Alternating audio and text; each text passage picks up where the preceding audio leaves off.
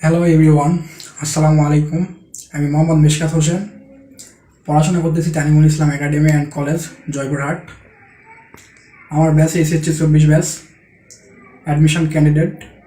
তো আজকে আমি জটিল সংখ্যা নিয়ে আলোচনা করবো আপনাদের সামনে। তো জটিল সংখ্যার একেবারে বেসিক কিছু কথাবার্তা বলবো। আর এই ভিডিওটা আমি আপলোড করবো বেসিক্যালি রাকিব ভাইয়ের গ্রুপে। সবাই দিচ্ছে দেখে আমি ভাবলাম যে আমি একটা ভিডিও করি, তো আপনারা দেখতে থাকেন।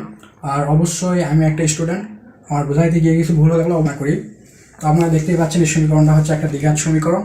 আমরা যদি এই সমীকরণটা সমাধান করি তাহলে এই সমীকরণের পাবো মূল দুইটা মূল পাবো, অর্থাৎ দুইটা সমাধান পাবো, এক্সের মান দুইটা পাবো। আপনারা দেখতেছেন এখানে এক্সের পাওয়ার 2 আছে দেখে আমরা এক্সের মান দুইটা পাবো। যদি 3 থাকতো তাহলে 3 পাবো। তো আসুন সমীকরণটা সমাধান করি। এক্সের মান আমরা কী কী পাই দেখি। তো এখানে আমরা মিডিল টার্ম করলে কী পাবো, এখানে x square plus 4x plus 3x plus 12 equal to 0। এখানে যদি এক্স কমন নেই তাহলে কী হবে দেখেন, x into x plus 4 plus 3 যদি কমন নেই তাহলে এক্স প্লাস 4 ইকুয়াল টু 0। এখান থেকে যদি আমরা এক্স প্লাস 4 কমন নেই তাহলে আমাদের এখানে থাকিচ্ছে এক্স প্লাস 3 ইকুয়াল টু 0। অতএব আমরা এখান থেকে এক্সের মান পাবো -4 -3। এক্সের মান দুইটা পাবো। আর একটা দ্বিঘাত সমীকরণ দেখি। আপনারা দেখতে পাচ্ছেন এখানে এক্সের পাওয়ার 2, অর্থাৎ এই সমীকরণটা সমাধান করলে আমরা এক্সের মান দুইটা পাবো। তো মানগুলো কি কি আমরা একটু দেখে আসেন।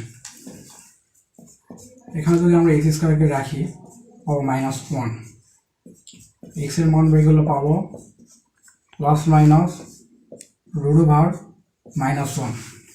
তো এখানে বেসিক্যালি কথা হচ্ছে, আমরা যদি সাইডে একটু দেখি যে √4 এর মান আমরা জানি, √9 এর মান আমরা জানি, কিন্তু রুটের ভিতরে যখন -1টা আসবে তখন এই মানটা আমরা সাধারণত জানি না। তো এখান থেকে মূলত জটিল সংখ্যার উৎপত্তি, এখানে জটিল সংখ্যার আলোচনা শুরু। এখানে বিষয়টা হচ্ছে যখন রুটের ভিতরে মাইনাস আসলো মান, তখন বিজ্ঞানীর একটা কথা চিন্তা করলো যে এখানে রুটের ভিতরে -1টাকে বিজ্ঞানীরা জটিল সংখ্যা বা কাল্পনিক সংখ্যা নামকরণ করেছে। অর্থাৎ রুটের ভিতরে -1কে বিজ্ঞানীরা ধরছে আই, অর্থাৎ আই দ্বারা ইমাজিনারি নাম্বার বোঝায়। তো আসেন এখানে √1 ইকুয়াল টু আমরা বিজ্ঞানীদের কথা অনুযায়ী আমরা আই লিখতে পারি। তো এখানে একটা জিনিস দেখতে পাচ্ছেন যে √1 ইকুয়াল টু আমরা আই লিখছি।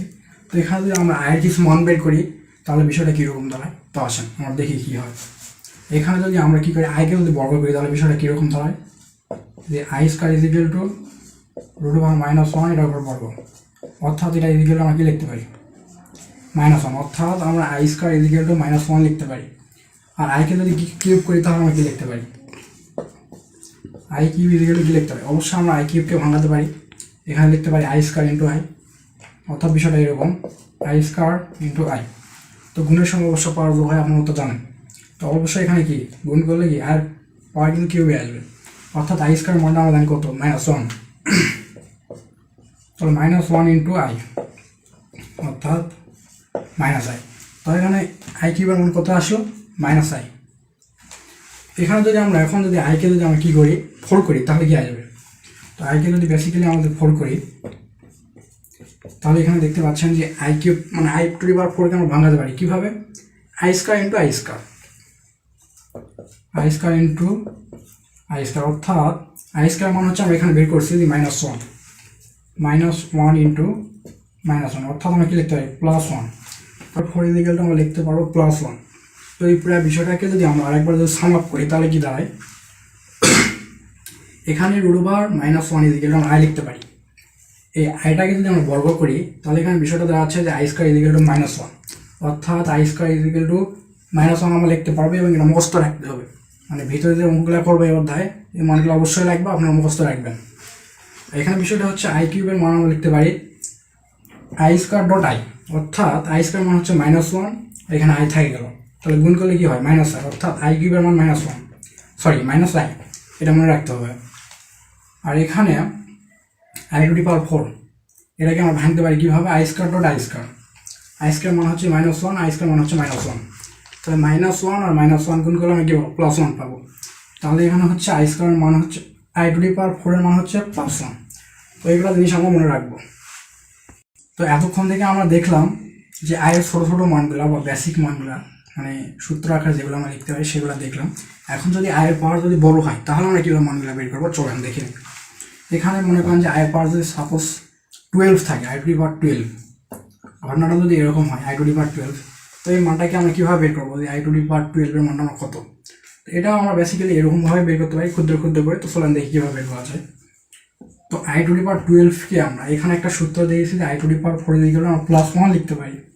তাহলে এই i⁻4টাকে এখানে ভেঙে i⁻12 এর ভিতরে বসাই দিই আমরা। তাহলে আমরা কি লিখতে পারি i⁻4 ইন্টু i⁻4 অর্থাৎ আমরা জানি যে গুণের সময় পাওয়ার যোগ হয়। যদি আমরা পাওয়ারগুলো যোগ করি তাহলে অবশ্যই এটা কী হবে i⁻12ই হবে। আর এখানে আমরা কি জানি i⁻4 এর মানটা হচ্ছে +1। তো আসেন আমরা +1টা বসাই দিই। এখানে 1 অর্থাৎ i⁻12 এর মান কত আসলো, i⁻12 এর মান আমরা পেলাম কি +1। তাহলে এখানে জিনিস আমরা একটা জিনিস লক্ষ্য করি, একটা কমন জিনিস দেখতে পাচ্ছি বা এখান থেকে আমরা একটা সূত্র লিখতে পারবো। তো সূত্রটা হচ্ছে এইরকম,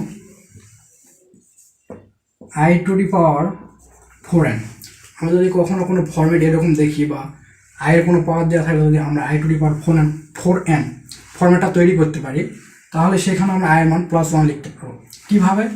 এখানে i⁻4n, এখানে n এর মান যে কোনো কিছু হতে পারে, 1 2 3 4 ইত্যাদি যে কোনো কিছু হতে পারে। যে কোনো কিছু হলে কালাম আমরা কী পাবো, এই মানটা +1ই পাবো। তো কীভাবে দেখি, এখানে যদি সাপোজ আমরা ধরলাম যে n এর মানটা 1, তাহলে এখানে কী পাবো 4 × 1 4 × 4 অর্থাৎ 4ই থাকবে। i⁻4 দিকে আমরা লিখতে পারবো +1। যদি এখানে n এর মান 2 হয় তাহলে কী হবে দেখেন, i⁻4 ইন্টু n এর মান যদি আমরা 2 ধরি তাহলে এখানে আসবে কত 2, অর্থাৎ আমরা এখানে লিখতে পারবো i⁻8। তো i⁻8কে আমরা অবশ্যই ভাঙাতে পারি 4 × 4, অর্থাৎ এরকম বিষয়টা যে i⁻4 ইন্টু i⁻4। তাহলে i⁻4 এর মান আমরা জানি কি +1। তাহলে এখানে কি হলো, বেসিক্যালি আমাদের 1ই পেলাম। অর্থাৎ কোনো সংখ্যাকে বা আয়ের কোনো পাওয়ারকে যদি আমরা i⁻4 এর আকারে ভাঙাইতে পারি তাহলে আমাদের সেই সংখ্যাটার মান কত হবে বা আয়ের সেই পাওয়ারের মানটা হবে কি +1। তো এখান থেকে বিষয়টা যদি আমরা যদি দেখি, মোদ্দা কথা যদি দেখি আমরা, তাহলে এখানে বিষয়টা এরকম যে এখানে আয়ের পাওয়ার একটা দেওয়া থাকবে, এখানে আয়ের একটা পাওয়ার দেওয়া থাকবে, সেখানে আমরা কি করবো i⁻4 আমরা তৈরি করবো, 4 এর পাশাপাশি এখানে কিছু একটা থাকবে, তাহলে কি +1। তো বিষয়টা যদি আরো সহজ করে দেখায়, বিষয়টা এরকম যে আয়ের যে পাওয়ারটা দেওয়া থাকবে,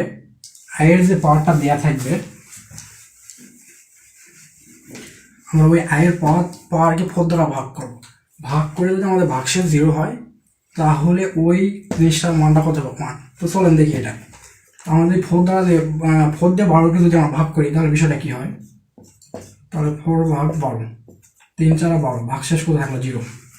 দ্যাটস ওয়াই i⁻12 এর মান 1।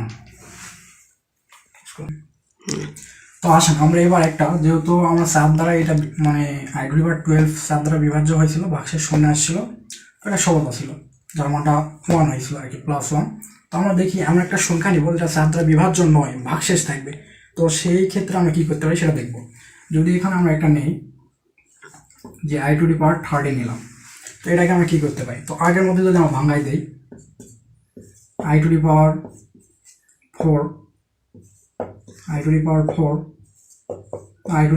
এই তিনটা পাওয়ার যদি আমরা লক করি কত হয়েছে 12। তো 12 শেষে আমরা একটা আই দিলাম। তো আমরা জানি যে এখানে i⁻4 এর মানটা কত +1, বসাই দেই 1 1 1, লাস্টে একটা আই থাই যাবে এই আই। তো আই দ্বারা যদি 1কে গুণ করি আমার মানটা কত পাবো, আই পাবো। অর্থাৎ এই i⁻30 এর মানটা আমরা কত পেলাম +i। তো এখান থেকেও আমরা আগের মতো একটা ফর্মুলা আমরা তৈরি করতে পারি। তো আসেন আমরা কীভাবে ফর্মুলাটা তৈরি করবো দেখেন।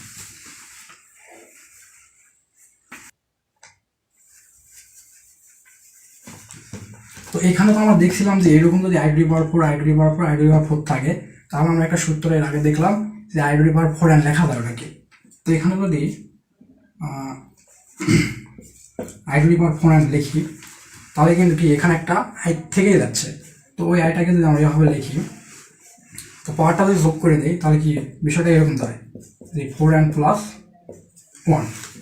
তাহলে আমরা এখানে কি বুঝলাম, যদি কোনো আই টু দি পাওয়ারের কোনো পাওয়ার আকারে দেওয়া থাকলে ওই সংখ্যাটা যদি আমরা এভাবে প্রকাশ করতে পারি যে I to the power 4n + 1, তাহলে ওই সংখ্যাটার মান হবে আমাদের কত, ধনাত্মক আই, অর্থাৎ প্লাস আই।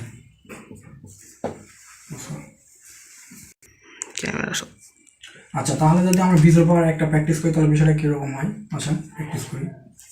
যদি আই টু দি পাওয়ার 25 দেওয়া থাকে, তো আসলে আমরা বিজোড় পাওয়ারওয়ালা একটা দেখি। যদি আই টু দি পাওয়ার 25 থাকে তাহলে বিষয়টা কীরকম হবে। অবশ্যই এটাকে আমরা ভাঙতে পারি। যদি আই টু দি পাওয়ার 4 × 6 অর্থাৎ 4 × 6 = 24 প্লাস 1 লেখা যায়, তাহলে এটাকে আমরা এভাবে ভাঙতে পারি i to the power 4 × 6 plus I into I. তাহলে এখানে কি আই টু দি পাওয়ার 4 × 6 অর্থাৎ 4n আকারে আছে, তাহলে এটার মানটা কী হবে, +1। আর এখানে একটা আই আছে, তাহলে এখানে আই, তাহলে কী হলো, দিন শেষে 1 আর আইটা গুণ করলে আমরা পাবো আই। অর্থাৎ I to the power 4n + 1 এই আকারে যদি কোনো ফর্মেট তৈরি করতে পারি তো সেটার মান হবে কত, ধনাত্মক আই। আচ্ছা, যদি আমরা আগের ফর্মেটটাই যদি একটু ভালোভাবে বোঝাই তাহলে বিষয়টা এরকম দাঁড়াবে যে আই টু দি পাওয়ার 25কে আমরা কি লিখতে পারি, আমরা এইভাবে ফর্মেটটা তৈরি করবো। মানে যে পাওয়ারটা থাকবে ওটাকে আমি কি চার দ্বারা ভাগ করবো, ভাগ করে ভাগশেষ যেটা থাকবে সেটাকে আমরা প্লাস আকারে দেবো। অর্থাৎ বিষয়টা এরকম যে আমরা যদি 4 দিয়ে 25কে ভাগ দেই তাহলে আমরা পাবো 4 × 6 = 24, ভাগশেষ থাকে 1, তাহলে এটা ইন্টু এটা প্লাস এটা লিখবো, এইভাবে ভাঙাবো। তাহলে এখানে কিছু আমরা একটা পাবো, কত পাবো, 4 × 6, আর এখানে যেটা ভাগশেষ পেলাম সেখানে এটা প্লাস আকারে লিখে দিব। ভাগশেষ 1 পেতে পারি, 2 পেতে পারি, 3 পর্যন্ত পেতে পারি, আর 4 পেতে এখানে অ্যাডিং হয়ে যাবে। অর্থাৎ 4n প্লাস এখানে সামথিং একটা কিছু আসবে, এখানে সামথিং একটা কিছু আসবে, তো 1 2 3 যাই আসুক এখানে কত হবে, ধনাত্মক আই হবে, অর্থাৎ এখানে আই হবে। বিষয়টা এরকম। তো আমরা এবার জটিল সংখ্যার ধারা সম্পর্কে যদি আমরা একটু দেখি, যে জটিল সংখ্যার ধারা মানে ধারা থেকে যদি আমরা কিছু জিনিসপত্র দেখি তাহলে বিষয়টা কীরকম দাঁড়ায়। যদি আমরা এখানে দেখি যে I plus i² plus i³ এবার i4, এই মানটা কত আসবে, এরকম যদি কোনো কিছু থাকে তাহলে মানটা আমরা কীভাবে বের করবো। তো আসেন, এখানে আই তো আই প্লাস i² = আমরা কত নেই এখানে লিখে রাখছি, এগুলো অবশ্যই মনে রাখতে হবে। i² = আমরা -1 লিখতে পারি, তো এখানে যদি -1টা আমরা বসাই দিই, আর i³ = কত লিখতে পারি, -i। তাহলে এখানে যদি অবশ্যই আমরা দেখি -i বসাই দিই, আর i4 = আমরা কত লিখতে পারি, +1, যদি 1 বসাই দিই তাহলে আমাদের বিষয় এরকম হচ্ছে i -1 -i +1, তাহলে +1 -1 কাটা, প্লাস i -i কাটা, তাহলে কত, 0। তো এরকম যদি আমরা আরেকটা দেখি তাহলে বিষয়টা কীরকম হয়। ধরেন